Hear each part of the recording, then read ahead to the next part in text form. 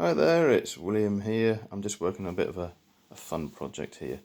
This is the chassis for a 1/6 scale Dragon Kubelwagen, and we've just been working through how we're going to convert it to RC, and we've decided to do it with cutting up a bit of a Tamiya chassis. So you can see that we've 3D printed some adapters, also some hub adapters here as well. We've cut it in half. We've got metal aluminium extrusions. They pass through this 3D printed section, and then there's little adapters here within as well, so we can screw it through and bolt it through to the chassis. But the main thing I want to show you today is the adapters for the wheels.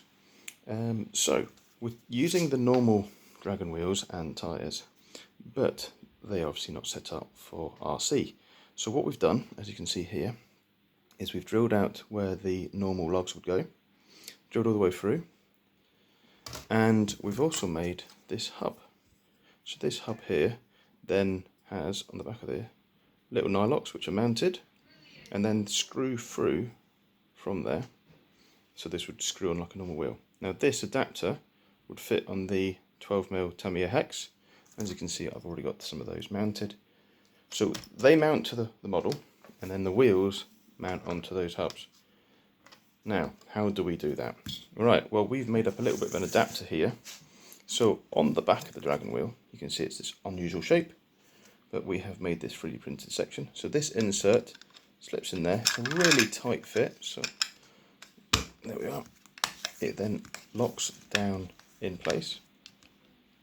Then what we do is we've got this tyre ring that fits in there, and that is then bonded in there. So we super glue or bond the first adapter into the wheel, and then this bonds onto there. Now what that allows us to do is then sit onto the tyre, so we end up with something like this.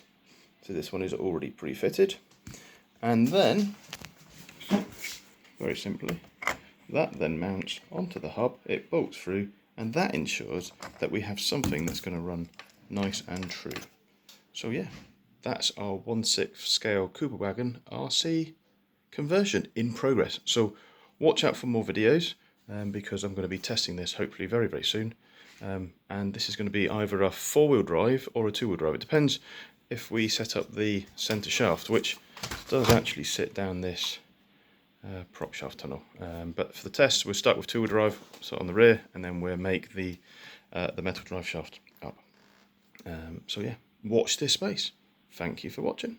Bye bye.